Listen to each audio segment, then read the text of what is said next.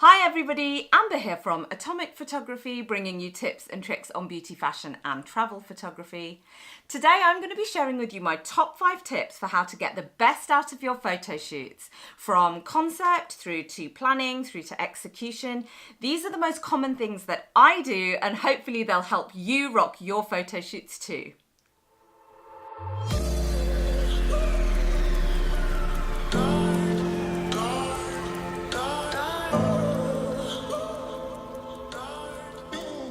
Regardless of who you're shooting for, whether it's for a client or whether it's for yourself, it's really helpful to be clear about the purpose and the outcomes of your photo shoot.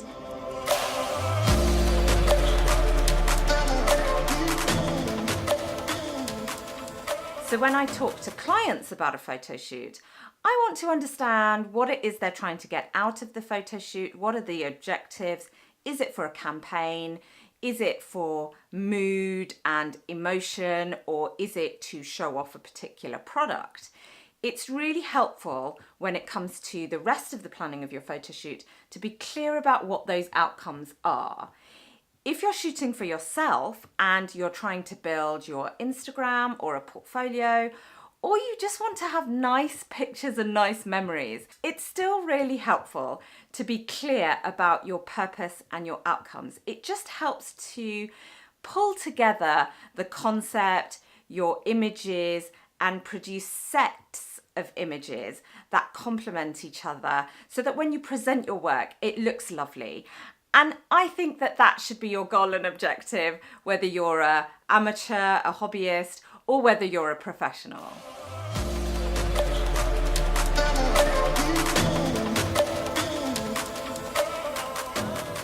When you develop your ideas, share them with people, they can vibe off your ideas and maybe add some more ideas into the mix. Whether you're talking to a client, whether you're talking to a makeup artist, whether you're talking to, in my case, my daughter when we go traveling, I'll share with her some of the concepts and the locations where I want to shoot, for example, and she starts to have ideas of her own, and she says, "Oh, mummy, wouldn't this dress look nice in that location? What if I wore this," etc. More brains are better than one when it comes to ideation, and sharing the concept with your teams will help you to get even better ideas. Having people involved in the process, having them feel ownership of the process will make them more committed to the photo shoot and really making sure that you land what your ideas are and what your purpose is. Also, don't get precious about where the ideas come from, whether it's your own idea or whether somebody else has an idea. The best ideas are the ones that should win and the ones that get the best results.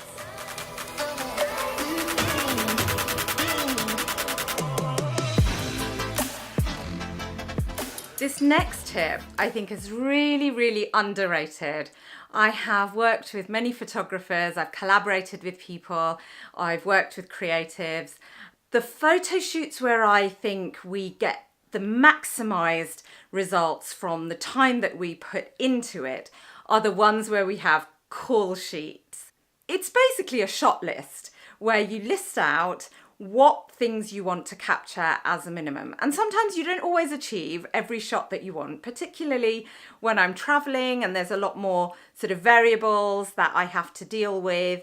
You don't have to stick to a shot list if you're amateur, hobbyist, when you're working with a group of people. But when you're working for clients, it's really super important to make sure that you nail all the markers that they've set out for you in their brief. A call list is also a sort of rally point for your team, whether it's a model, the makeup artist, the stylists. You can start to try and get really efficient with your running order and changes. So clothes changes, if you're doing a fashion shoot, for example, can take time. And I've had so many clients come to me and say, "Oh, could I have a 2 to 4 hour shoot and I've got this many dress changes and I want to capture this many looks with this many images." And when you calculate it down, sort of, okay, there's 4 dress changes. They take about 10 to 15 minutes each. that's more than 40 minutes just in changing and faff time. People seem to think that you just go click, click, click, click, and that's it. And so having a call sheet can help to sort of set out your photo shoot, manage your clients' expectations, and really show that you're professional. It takes that professionalism up to another level, and that you can make sure that you can capture all of the images that that client particularly wants.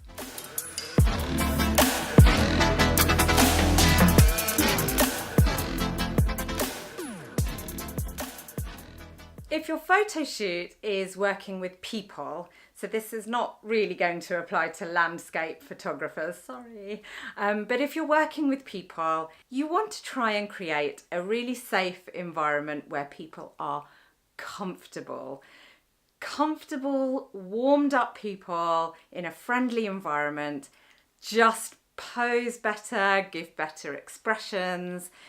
The way in which I create that safe environment, that sounds a bit sort of, corporate speech, but actually creating that safe environment is just being friendly and personable. What I try to do is when people arrive, sometimes I'm shooting models, I haven't met them before. If they're turning up and they turn up cold, just asking them about their journey, sort of, have you had far to come? Have you been modelling for very long?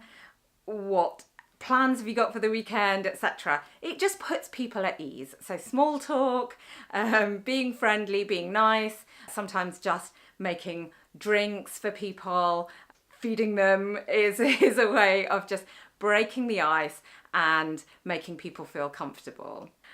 And I know this might sound like common sense and just good manners. Some people really freeze up when it comes to models particularly and don't know how to behave and sort of start to give them instructions in a really clinical way. And as well as giving instructions, it's really important to give feedback. Tell somebody when they're doing well. Show them the back of the camera. You'll see in some of my behind the scenes videos, I show models how they're doing, and it helps them to just perform better. We all need feedback. We all want to be told where we could do better or where we're doing great. So it's really important that you give some of that feedback.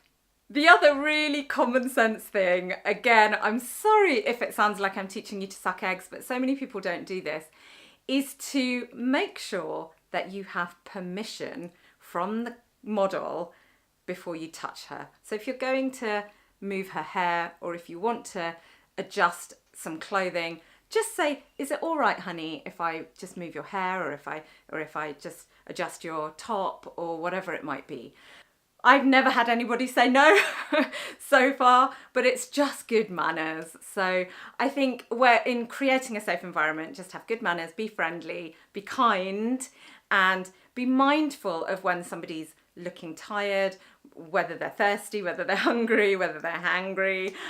Just listen to the cues, be a human being.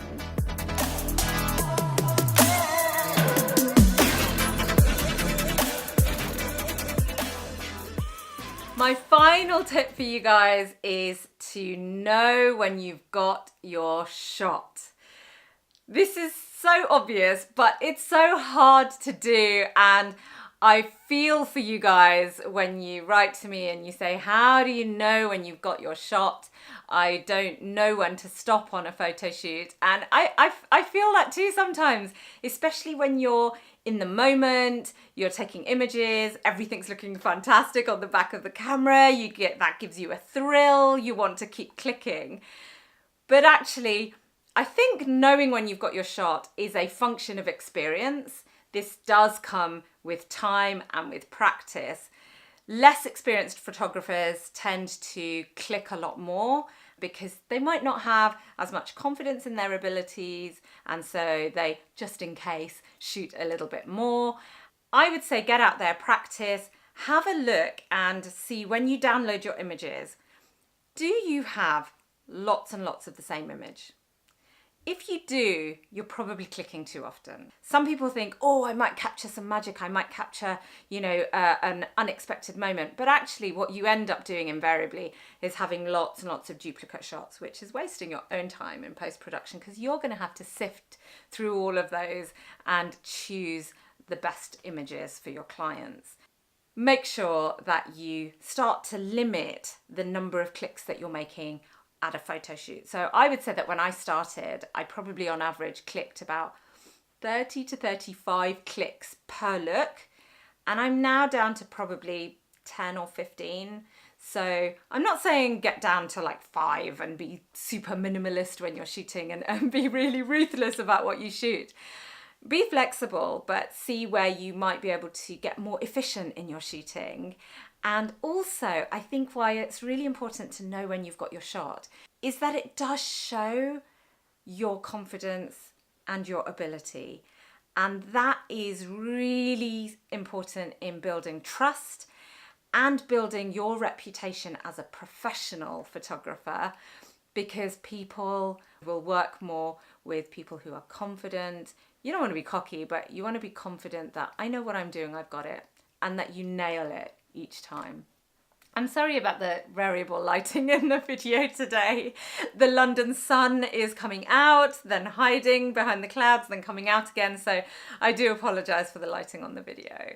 If you found this video useful, please like and subscribe. If there are any tips that you particularly found useful, let me know in the comments which are your favourite tips. And I hope to see you around soon. Take care. Bye.